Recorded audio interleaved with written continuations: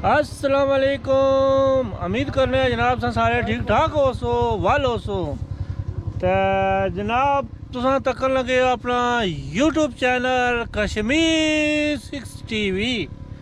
तो आज जनाब अस इस जगह पर खलते हैं जिथे जनाब 4 तहसीलां 3 ज़िले मिले। ठीक है जनाब, इस साइड का देखा जाए तो ज़िला कोटली, इस साइड का देखा जाए तो ज़िला मीरपुर, इस साइड का जनाब देखा जाए तो ज़िला बेंबर। यानी कि 4 तहसीलां ते 3 ज़िले इत्थै जोड़ होना है। तो जनाब तकने सो बड़ा प्यारा नज़ारा इत्थै ना, तो सामने पहाड़ सा नज़र आने हो सन। तो साथी साढ़े निकल गए तो मजीद उन्होंने गप होनी है। लो जी असां इत्थै मौजूद हाँ। यह रोड आ रही है इधरों मीरपुर वाली साइड तो, कनेली वाली साइड तो इधर जनाब समानी जा रही है, उधर खुरेटा जा रही है। इत्थै जनाब असां रुक गए हैं तो नाल जनाब मास्टर साहब इत्थै खलते न, तो असां उन्होंने थोड़ा गल कराने ये केड़ी जगह ते नाल कोई उन्होंने आखने कोई इत्थै थोड़ा जिहा निक्का जिहा कुछ हो भी जाए। जनाब इस वक्त असां जनाब यूनियन कौंसल कनेली जी कनेली तू असां ऊपर जनाब सहारा ने मकाम पर पहुंचने वाले हैं। हुण जनाब असां एक ऐसी जगह पर पुज आए हैं कि जिथे जनाबे ली 3 ज़िलियां ना मकाम एहतसाल है। हाँ जी, 3 ज़िलियां ना जोड़ है, आज जी जोड़ है। और जनाबे ली जनूब की तरफ देखो तो जनाब ज़िला मीरपुर और शमाल की तरफ जनाब ज़िला कोटली। ते जनाबे अली इधर अगर मशरक की तरफ अगर हाथ किया जाए तो ये ज़िला बिंबर आ गया जनाब, ज़िला बिंबर आ गया। इन 3 ज़िले ने जोड़ा पर फिर असां जनाब इत्थे खलोते हैं ते जनाबे ली भाई इस वक्त जनाब चारों तरफ पहाड़ ही पहाड़ न। हाँ जी, है जी, पहाड़ ही पहाड़ न, बड़े पुररौनक और बड़े खूबसूरत पहाड़ न जनाबे ली, बड़े बड़े जाजबे नज़र ते इत्थे जाया हुण जनाबे ली कुछ हो जाए। हे माज जारी ने सारी ओ एक बारी मिले सोनिया गल्ला कराना नियाली सारी। ओ एक बारी मिले सोनिया गल्ला कराना नियाली सारी। जनाब बड़ा मज़ा आ रहा है और बड़े बड़े सफ़र किते। इस सफ़र नहीं जनाब तुसा गालन वाला ते बोर जनाबे अली बहुत अच्छा सफ़र, बहुत अच्छा मौसम। सब तो बड़ी गल केड़ी है, मौसम बहुत अच्छा है, मौसम बहुत अच्छा है। तो को झाड़ चढ़े जनाब। ते सामने जनाबे अली हुण असां सहारा नी हदूद च इंटर होने वाले हैं। फिर जनाबे अली थोड़ा काले डब तू जनाबे अली जेड़ा अगला इलाका वो सामने जेड़े पहाड़ नजर आ रहे ना, चोटी बुलंद चोटी, ये जनाबे अली नाड़ इसनी जनाब शमाल की तरफ जेड़ा इलाका लगना उसी नाड़ आखने। हाँ जी, ते लिहाजा ये सिलसिला जारी रहेगा घर पुजने तक। ते नाजरीन की नवियां जनाब वीडियोज़ तू असां जनाब मुस्तफीद करने रवांगे।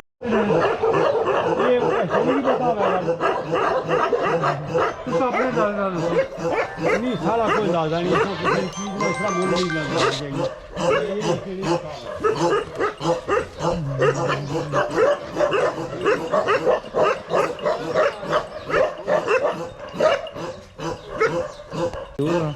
जनाब बकरवाली कितने कपड़े बोल रहे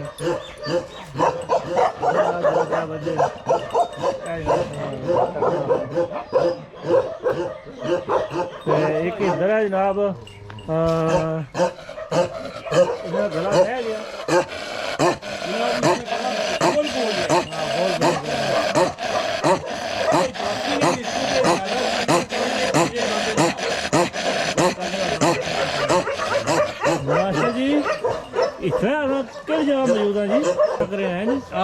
महंगे कुत्ते जी, बड़े बड़े महंगे कुत्ते जनाबे अली। शौक ना केड़ा बोले, शौक ना कोई मोल।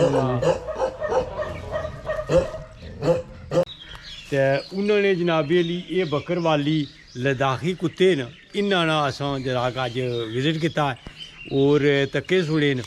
ते जनाबे अली बहुत अच्छे कुत्ते न माशाअल्लाह। अल्लाह उन्होंने नसीब करे ते 4 ये न, 2 उधर 6 ते उधर जी बड़ी नस्ल ने जी बुल्ली कुत्ते न लड़ाई वाली वो भी इन्हों कोल मौजूद है। ये भी जनाब प्योर लद्दाखी नस्ल है।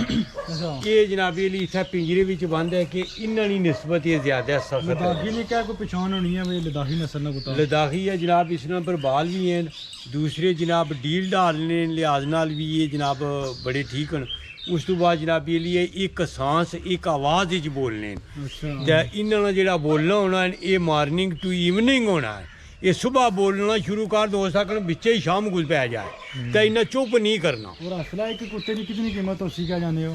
कोई जनाब ये ली भाई ये कोई किस्मत वाला, ये कोई किस्मत वाला हर बंदे ने वसया नहीं गल नहीं। ये कम अज कम भी 2 तो 2.5 लाख तो थल्ला ये कुत्ता नहीं जनाब। ये कुत्ता नहीं। जी हम मुलाकात कराने लगे हैं अपने रोहित भाई से। रोहित भाई आप बताएं कि हम इस वक्त कहाँ खड़े हैं और ये भौंक रहे हैं, ये क्या चीज़ है? ये है जी लकड़ बगे। लकड़ बगे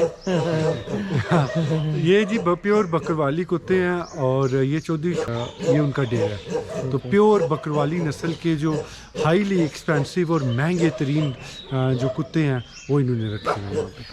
इसमें तो हम डडियाल में हैं। डडियाल में आज़ाद कश्मीर। ये देखें कि इन्होंने बड़े बड़े बकरवाली अच्छे कुत्ते रखे हुए हैं। ये चेक करें और वो चेक करें और ये चेक करें, एक बैठा हुआ और एक उधर भौंक रहा है। और देखें एक इधर भी ये बजा हुआ है और एक इधर भी है जो भौंक रहा है आपको। कितने हो रहे? इतना ही मेरे को एक है तो 2 त्रै नार नहीं है, कोई मादी भी है। एक कुत्ती है। अच्छा मैं सोची ना कुत्ता ने मारे जो वो जनाबे लिए ये तगड़ियां लोगों ने शौक न। ये 13 लाख ना कुत्ता है, 3 कुत्ते बजे ने 50 लाख ने तो कुत्ते ही न। ते हर बंदे ने वसया नहीं गल नहीं जनाब। सही गल। ते ये जनाबे लिए शौक न। ते ये भी जनाबे लिए असां इत्थे दयाल अच्छा ते डेरा क्या आखां, ये डेरे नहीं ये डेरा नहीं ये डेरे न जनाब। इत्थे रंग रंग ने तुसें जानवर ने जेह्ड़े ये तकने वास्ते नजर आवणगे तुसें।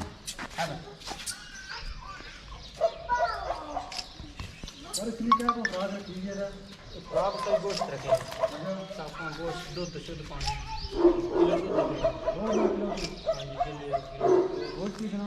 गोश्त किलो पकाना 2 दिन के। गर्मी है ना के सर्दी किलो गोश्त पक्का एक पक्का किलो मस्त आ गया तो 3 मैच का डाल के। अच्छा ते जिते नहीं स ते हारे कितने न? अरे को नहीं ना जीती जाने। गुड होए कुत्ते ही बहुत बड़े न जी माशाअल्लाह माशाल्लाह। माशाल्लाह। ये जनाबी ये कुत्ते ही बड़े न ते इतने वेट ने या इतने बड़े कुत्ते स्टेडियाल ने अंदर और भी कोई हैं नाल तो नहीं लगता कोई नहीं। ते फिर जाए कित्थे जाए लड़ाई करांदे हो? किलो का लगसी अच्छा इस को कुत्ता लगता। ते लड़ाई कराई जाए फिर कुत्थे करानी? पंजाब मंडी बाग मंडी बावलदीन पंजाब ने मुख्तलिफ इलाके। अच्छा उत्थे इस किस्म ने कुत्ते पाए जाने ते इस कुत्ते की क्या प्राइस है? इन्हें 15 लाख ये 15 है, वो 13 ये 15 ते बाकी इसने नाल जेड़ा हुण क्या इसने नाल मादा जेड़ी वो भी काली है। आहो ही थे। अच्छा अच्छा अच्छा अच्छा बहुत खूब जी बहुत खूब। ते इसना जेड़ा छोटा बच्चा इसकी क्या प्राइस है भाई? इनकी प्राइस बच्चा कुछ बेचा ऐसी कोई नहीं खिलाते। अच्छा सुई गोड़ी है बहुत महंगे कुत्ते होने वैसे। ये है महंगे ने। हाँ जी सही हो गया। निक्का जो बच्चा 2-2.5 लाख दे लबी है। अच्छा माड़े साहब पर ठीक। क्या इसने भी खुराक क्या है? कितना गोश्त पानी?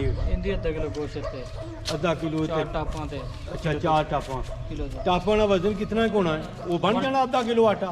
ना इतना ही होती आधा किलो थोड़ा आधा किलो आटे की रोटी ठीक है। इस थोड़ा ही होती। उसको सारी छोटा ही। अच्छा तो जेड़ा कुत्ता पेड़ा हार जाए तो फिर उस नाल क्या सलूक करने हो? फिर राखी वास्ते रखी किन्ने गा रही है। अच्छा तो क्या ये राखी ये बंदियां नहीं क्या जितिया? हाँ जी ठीक तो हारिया कोई नहीं? सारे कोई हारिया कोई नहीं। किसने इसने कितनी कीमत है? 15 लाख ये जनाब 15 लाख रुपया इस वक्त जनाब चौधरी शौकत साहब ने डेरे पर तय बहन तो ये 1 करोड़ रुपये ने कुत्ते ही नहीं जनाब। अच्छा हाँ इस कुत्ते ने क्या खुराक है था?